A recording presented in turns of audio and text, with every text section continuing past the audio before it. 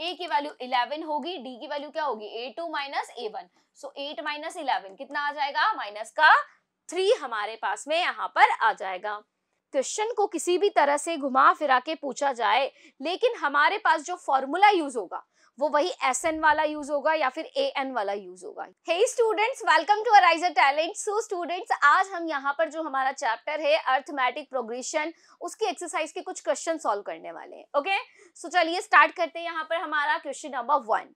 So question है यहाँ हमारे पास, right first 4 terms of the AP when the first term A and the common difference D are given as follows। मतलब A और D आपको यहाँ पर गिवन है, आपको सिर्फ यहाँ AP की फर्स्ट 4 टर्म्स फाइंड करनी है। तो बहुत ही सिंपल सा क्वेश्चन है। ओके, सो A की वैल्यू है हमारे पास 10 एंड D की वैल्यू हमारे पास है यहाँ पर 10। तो A1 हमारे पास कितना होगा, फर्स्ट टर्म तो A ही होती है, सो कितना होगा A1 10 होगा, राइट। अब A2 फाइंड करते हैं। सो A2 क्या होगा, A प्लस D, यही होता है। सो A प्लस डी, अब इसमें बस क्या करना है, वैल्यू पुट करनी है। सो 10 प्लस 10, तो ये मिल गया मुझे 20। A3 कैसे फाइंड करेंगे, A प्लस 3D, यही होता है, यही होती है general form. Okay, sorry 2D plus 2D है ना, A4 होगा A प्लस 3D। ओके, अब इसमें वैल्यू पुट करो। So 10 plus 2 multiply by 10 is equal to 10 plus 20 is equal to 30। सही है। A4 फोर्थ टर्म भी फाइंड कर लेते हैं, क्या होगी A plus 3D। So A plus 3D, तो 10 प्लस 3 मल्टीप्लाई बाई 10, तो 10 प्लस 30 इज इक्वल टू 40। तो यहां मुझे मेरी AP मिल गई क्या, 10, 20, 30 and 40 and dash dash dash. 4 terms find करने के लिए बोला गया था, ये फाइंड हो गई हमारी 4 टर्म्स, राइट। चलो इसको भी ऐसे ही सॉल्व करते हैं। सो यहाँ हमारी A की वैल्यू कितनी है, -2 एंड D है हमारे पास 0। हाँ, D 0 भी हो सकता है, हमने पढ़ा था D नेगेटिव हो सकता है, पॉजिटिव हो सकता है एंड 0 भी हो सकता है। ओके, चल तो फर्स्ट टर्म क्या होगी यहाँ हमारे पास, -2। सेकेंड टर्म क्या होगी, A प्लस D, यही होती है। सो माइनस का 2 A की जगह ये पुट करेंगे एंड D की वैल्यू 0। सो ये कितना हो गया, माइनस का 2, तो A2 भी -2 मिला। अब A3 कितना मिलेगा, A plus 2D, so -2 plus अब 2 मल्टीप्लाई बाई 0, तो कितना आएगा, वही -2 आएगा। फिर A4, तो A plus 3D, so -2 multiply by 3 multiply by 0, सो कितना आएगा, -2, सॉरी यहाँ पे प्लस है, एक सेकेंड,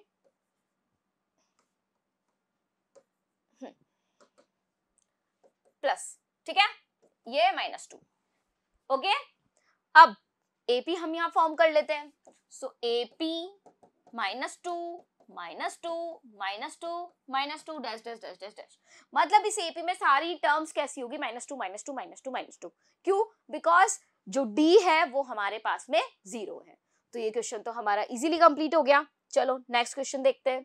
सो नेक्स्ट है यहाँ हमारे पास question, Which of the following are APs। अब आपसे पूछा गया है कि इनमें से कौन सी हमारी AP है।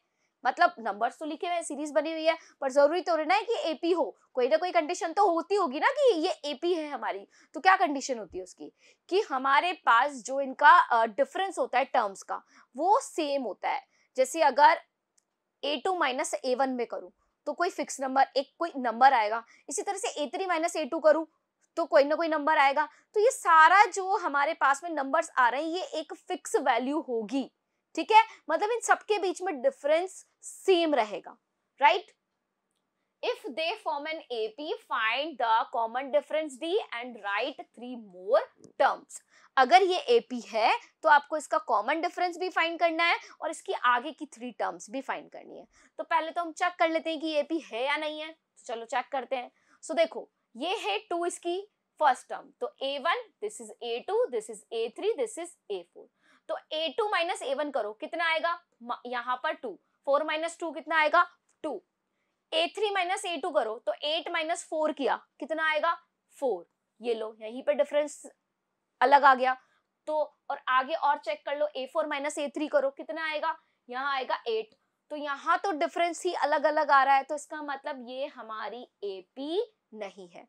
ओके, सो यहाँ लिख देंगे आप no, this is not AP, यहाँ पर एपी फॉर्म नहीं हो रही है।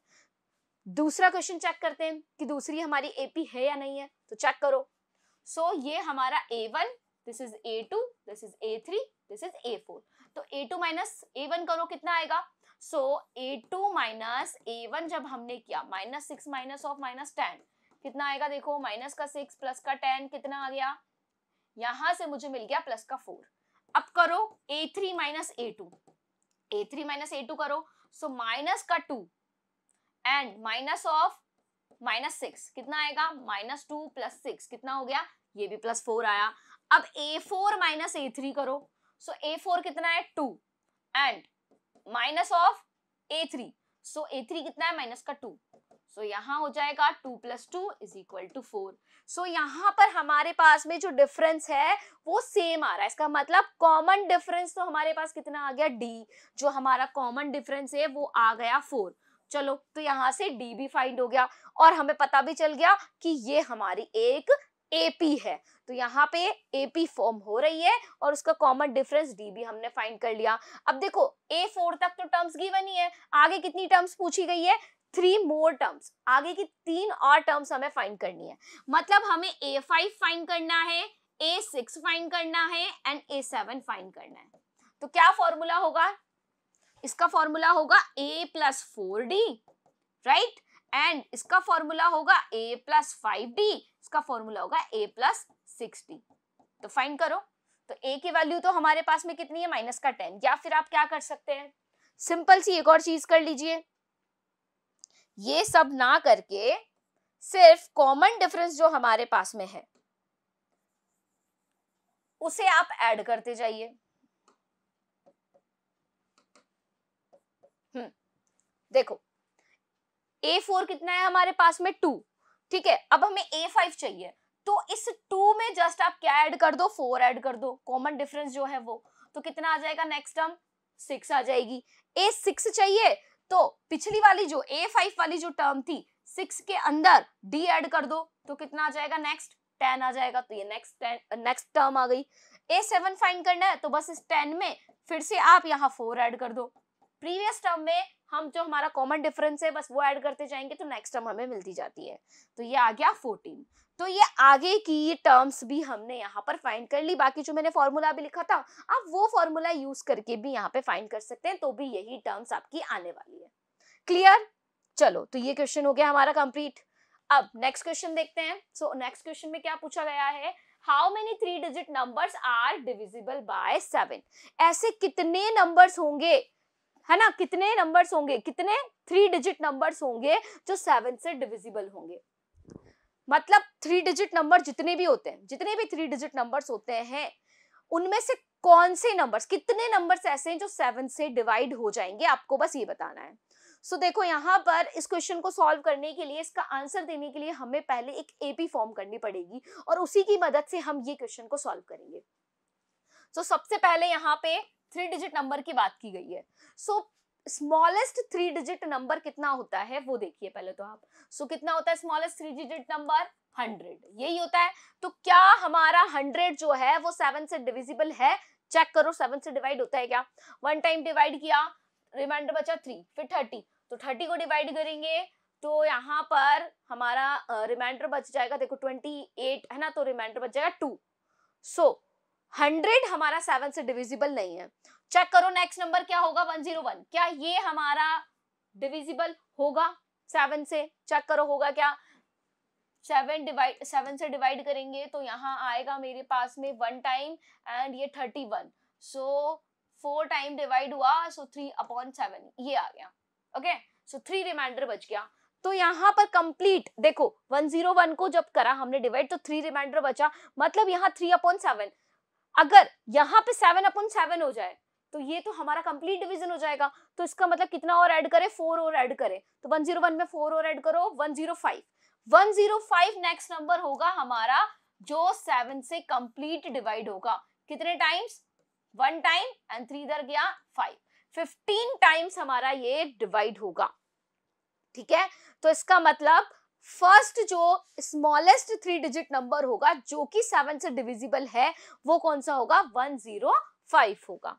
सो 105 हमारा फर्स्ट नंबर होगा।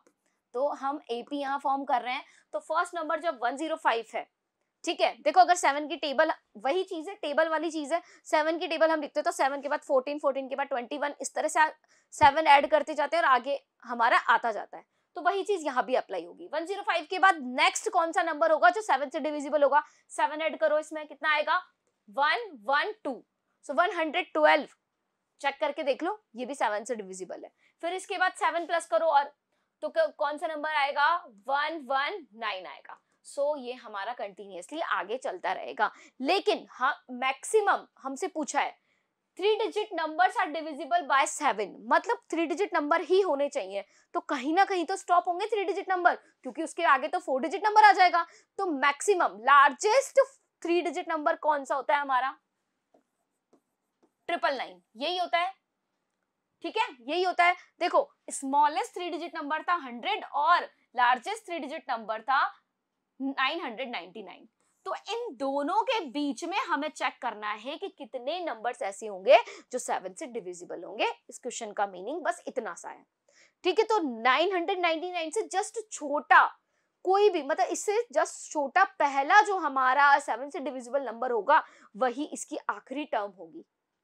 तो चेक करो, पहले 999 को डिवाइड करके देखो 7 से डिविजिबल है क्या? सो 999 को 7 से डिवाइड करेंगे, पहले 1 टाइम होगा, 2 रिमाइंडर बचा 29, तो 4 टाइम डिवाइड हुआ, 1 बच गया। सो 1 मतलब यहाँ 19 आया, तो कितने टाइम्स डिवाइड होगा? 2 टाइम्स। सो रिमाइंडर कितना बचेगा? 5। ओके, 5 रिमाइंडर बच गया। तो इसका मतलब 999 में हमें 5 सब्ट्रैक्ट करना होगा। यहाँ तो हमने ऐड किया था, क्यों? क्योंकि हमें इससे बड़ा नंबर चाहिए था, यहाँ हमें इससे छोटा चाहिए, तो 5 सब्ट्रैक्ट कर दो। चलो, तो यहाँ पे 5 सब्ट्रैक्ट करते हैं, तो यहाँ नंबर बनेगा मेरा 994। अब इसको 7 से डिवाइड करके देखो, तो 7 से जब डिवाइड करेंगे हम इसे, तो कितना आएगा? 1 टाइम डिवाइड हुआ, फिर 2 इधर गया 29, फिर 4 टाइम डिवाइड हुआ, 1 इधर गया 14, तो 2 टाइम 142 टाइम ये हमारा डिवाइड होगा। ओके, सो यहाँ पर हमारे पास में जो लास्ट नंबर होगा वो होगा 994। सो ये बन गई मेरी यहाँ पर क्या? एपी। चलो, तो ये तो एपी हमारी यहाँ पे फॉर्म हो गई, ये काम हो गया। अब नेक्स्ट हमें क्या करना है? नेक्स्ट हमें क्या करना है? यहाँ पे सारे नंबर्स हमें फाइंड करने हैं, मतलब यहाँ पे हमें पता करना है कितने नंबर्स ऐसे होंगे जो 7 से डिविजिबल होंगे। तो इस एपी में हमें कुल मिलाकर n फाइंड करना है। So what is the value of n? And एक सेकेंड, ठीक है, और a की वैल्यू है हमारे पास 105 एंड d की वैल्यू कितनी हो जाएगी? a2 माइनस a1 करेंगे। सो a2 है 112 एंड a1 है 105, तो 112 माइनस 105 कितना आ जाएगा? 7, राइट। एंड लास्ट वाली टर्म कितनी है हमारी? 994। सो यहाँ an की वैल्यू हमारे पास, या फिर हम कह सकते हैं l की वैल्यू, दोनों से रिप्रेजेंट करते हैं लास्ट टर्म को, ठीक है। तो an की वैल्यू 994। अब सिंपली हमें an वाला फॉर्मूला यूज करना है, तो a plus n minus 1 into d। तो an की वैल्यू कितनी है? 994, a की वैल्यू 105 प्लस n माइनस 1, क्योंकि n तो हमें फाइंड ही करना है, एंड d की वैल्यू 7। अब इसे सॉल्व करेंगे, सो 994 माइनस 105 हो जाएगा equal 9 minus 1 multiply by 7। Subtract करो 14 माइनस 5, यहाँ 9 आ जाएगा, 8 माइनस 0 8, एंड यहाँ से ये हो गया हमारा 8। सो 889 यहाँ पर हमारे पास में ये आ गया, ठीक है। एंड इक्वल में n minus 1 divide by 7, divide करो। सो 1 टाइम डिवाइड होगा पहले, फिर 18, तो 2 टाइम डिवाइड हुआ, फिर 49, सो 127 टाइम्स डिवाइड हुआ। सो यहाँ से n minus 1 is equal to 127 आया, and n is equal to कितना आ जाएगा? 127 प्लस 1, तो n की वैल्यू मिल गई मुझे 128। इसका मतलब इस एपी में 128 टर्म्स होगी, तो हम कह सकते हैं 128 3 डिजिट नंबर्स ऐसे होंगे जो 7 से डिविजिबल होते हैं। क्लियर? तो ये क्वेश्चन हमारा यहाँ पे सॉल्व हो गया। चलो नेक्स्ट देखते हैं हम यहाँ पे एग्जाम्पल, मतलब क्वेश्चन। सो नेक्स्ट क्वेश्चन है, check whether -150 is a term of the AP 11852 dash dash dash. सिर्फ आपको यहाँ चेक करना है कि माइनस के 150 हमारे इस एपी में आएगा या नहीं आएगा। तो आपको सबसे पहले इसके लिए क्या करना पड़ेगा, पहले तो यहाँ ए और डी आप फाइंड कर लीजिए, ठीक है, कर सकते हैं। ए की वैल्यू कितनी होगी, ए की वैल्यू 11 होगी, डी की वैल्यू क्या होगी, A2 माइनस A1। सो 8 माइनस 11 कितना आ जाएगा, माइनस का 3 हमारे पास में यहाँ पर आ जाएगा।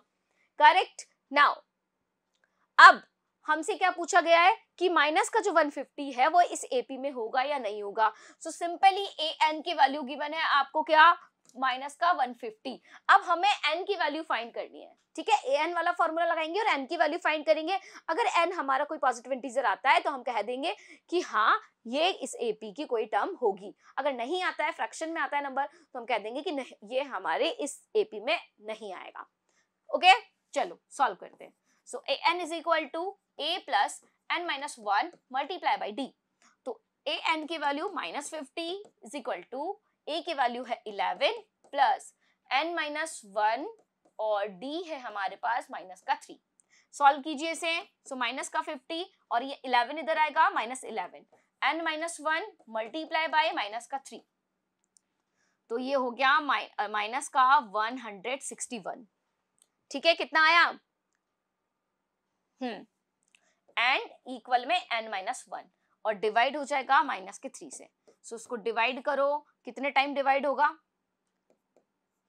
पहले 5 टाइम, फिर 1 इधर गया 11, सो 3 टाइम डिवाइड हुआ तो 53 एंड 2/3 यहाँ पर हमारे पास में आएगा।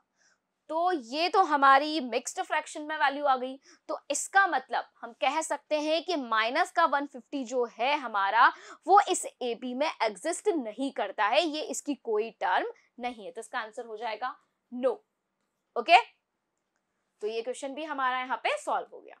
नाउ नेक्स्ट है, an AP consist of 50 terms of which third term is 12 and the last term is 106, find the 29th term।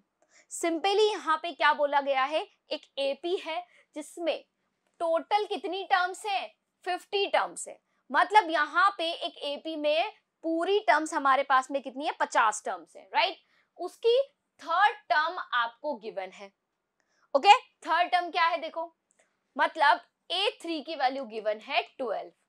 सो हम कह सकते हैं a plus 2d is equal to 12। इसे दे दो इक्वेशन 1। ये चीज तो क्लियर हो गई। तो ये वाली लाइन का मीनिंग हमें समझ आ गया और हमने यहाँ लिख भी लिया। तो जो जो चीज समझ में आती जाती है वो आप लिखते जाइए। और यहाँ 50 टर्म्स बोली गई है इस एपी में, ये भी क्लियर हो गया। आगे क्या बोला गया है, and the last term is 106। Last term हमारे पास, मतलब ए एन हमारे पास में कितनी है, 106। अब लास्ट टर्म हमें 106 गिवन है और इसमें कहा गया है कि टोटल 50 टर्म्स ही है। तो इसका मतलब ये जो टर्म है हमारी कौन सी टर्म है, 50 टर्म है। ठीक है, तो इसको हम क्या बोल सकते हैं, इसको हम बोल सकते हैं यहाँ पर A50। A50 is equal to 106। ठीक है, अब A50 इज इक्वल टू 106 हमने लिख दिया, तो इसको हम कैसे लिख दें, इस फॉर्म में लिख दें तो क्या हो जाएगा, A plus 49 D is equal to 106। ये हो जाएगी मेरी इक्वेशन 2। आ गई ये चीज भी समझ में। अब हमसे क्या पूछिए, 29th टर्म पूछिए। तो अगर हमें A29 फाइंड करना है, 29th टर्म अगर हमें फाइंड करनी है तो हमें फॉर्मूला यूज करना पड़ेगा, वही AN वाला। मतलब A और D होना चाहिए ना हमारे पास में। तो AN वाला फॉर्मूला यूज करके हम लिखते हैं, किस तरह से लिख सकते हैं इसे, A प्लस 28D लिख सकते हूं मैं इसे, ऑफकोर्स लिख सकते हैं। अब इसमें मुझे क्या चाहिए, A और D चाहिए। A और D की वैल्यू मिल जाएगी तो मैं यहाँ पे 29th टर्म फाइंड कर सकती हूँ, राइट। तो A और D की वैल्यू कैसे फाइंड करूंगी, देखो यहाँ मेरे पास इक्वेशन 1 और इक्वेशन 2 बन गई है।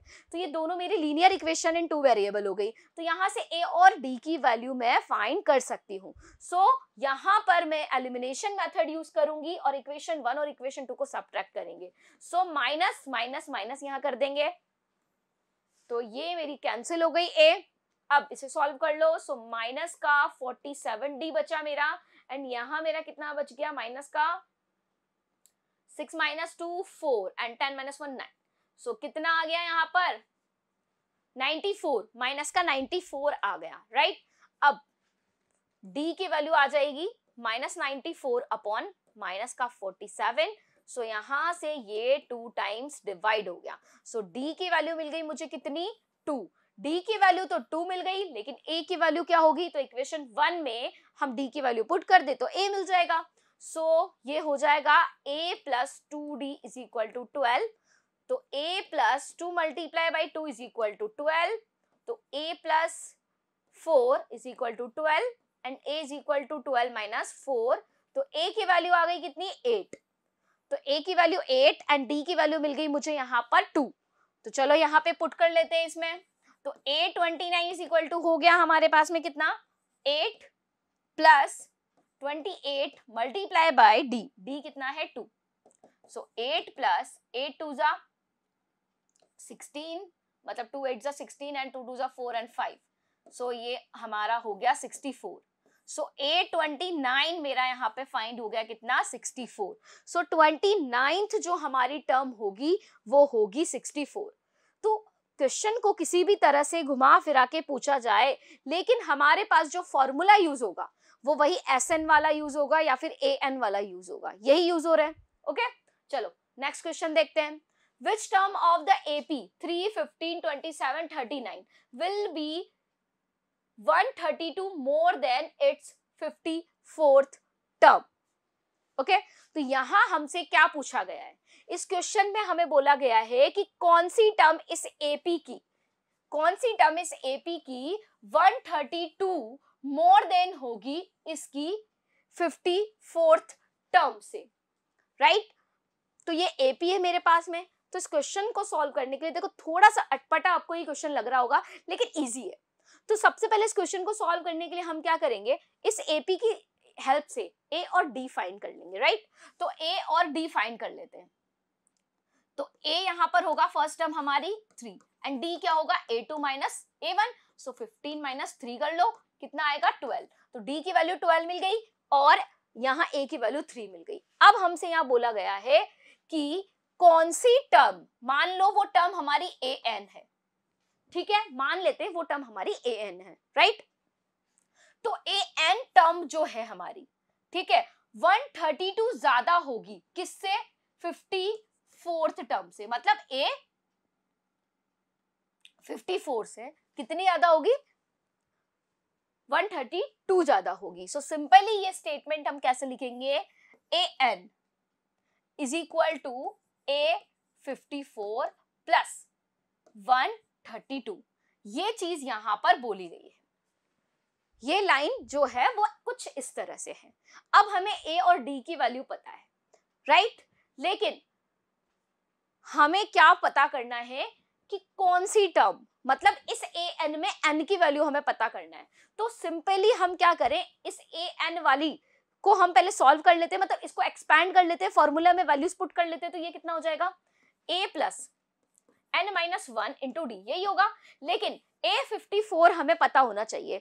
तो A54 अगर हमें पता चल जाए, ठीक है, तो फिर हम यहाँ A और D की वैल्यू पुट कर देंगे यहाँ से और N की वैल्यू को फाइंड कर लेंगे इस इक्वेशन की हेल्प से।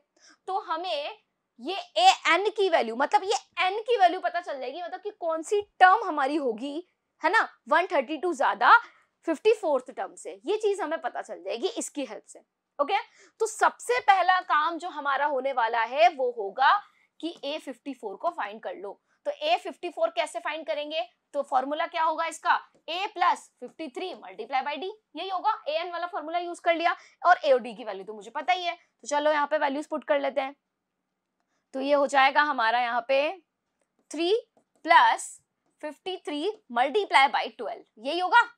3 प्लस मल्टीप्लाई करेंगे तो 12 3 यहाँ हो जाएगा 36, 6 एंड 3 और 60 और 3 हो जाएगा 63, ठीक है, यही आएगा। 12 3 36, सो 3 एंड सही है। सो ये हो गया 639। सो A54 तो मुझे फाइंड हो गई 639। तो यहाँ पर इसकी जगह हम वैल्यू पुट कर देंगे 639 प्लस 132। ठीक है, इतना काम हो गया। अब जो स्टेटमेंट था वो आपको क्लियरली समझ में आ गया कि स्टेटमेंट क्या बोला गया है, कि जो हमारे पास में हमसे मतलब टर्म पूछी गई है कि इस एपी में कौन सी टर्म ऐसी होगी जो 54th टर्म से 132 ज्यादा हो। तो यहां हमने मान लिया कि वो टर्म हमारी an है, तो an is equal to a54 plus 132 हमने लिख दिया। अब a54 की वैल्यू पुट कर दी, यहाँ पर an का फॉर्मूला लगा दिया, इसके अंदर हम फॉर्मूला जैसे ही लगाया a और d की वैल्यू हमें पता है और n की वैल्यू हम फाइंड कर लेंगे, तो वो चीज भी हमें मिल जाएगी कि कौन सी टर्म जो पूछी गई है n की वैल्यू वो हमें यहाँ से मिल जाएगी। सो 3 हम यहाँ लिख देते हैं, n-1 as it is, d की वैल्यू 12, एंड इन दोनों को ऐड करेंगे तो कितना आएगा, ये हो जाएगा हमारा 9 और 2 11 और ये 1 ये 7 और ये 7 777, ये आएगा, सही है। अब इसे सॉल्व करते हैं। सो n-1 मल्टीप्लाई बाई 12 एंड ये 3 जो है इधर आके सब्ट्रैक्ट हो जाएगा, तो 771 minus 3, so n-1 is equal to ये हो गया हमारा 768 एंड डिवाइड बाई 12। ओके, अब इसको डिवाइड कर लेते हैं हम। सो कितने टाइम डिवाइड होगा, ये हो जाएगा 6 टाइम 72 है ना, एंड 4 बचा तो 48, तो 4 टाइम 64 यहाँ आया। सो n की वैल्यू कितनी हो जाएगी, 64 प्लस 1, इसका मतलब 65। तो 65 जो 65 मतलब जो 65th टर्म हमारी होगी, n की वैल्यू हमारे पास 65 आ गई, मतलब a 65 जो हमारी टर्म है, 65th टर्म जो हमारी है वो 54th टर्म से 132 ज्यादा होगी, है ना। तो यहाँ पर n की वैल्यू मिल गई हमें 65। तो क्वेश्चन थोड़ा सा आपको घुमाकर पूछा गया था, लेकिन देखो यहाँ पे अभी भी an वाले फॉर्मूला के अलावा कोई दूसरी चीज अप्लाई नहीं हुई है। तो अगर आपको यहाँ पर सिर्फ फॉर्मूलाज पता है और थोड़ा सा आपको सोचना पड़ेगा क्वेश्चंस करते वक्त, तो इजीली आप इस चैप्टर के क्वेश्चंस को सॉल्व कर सकते हैं। Okay students, thank you.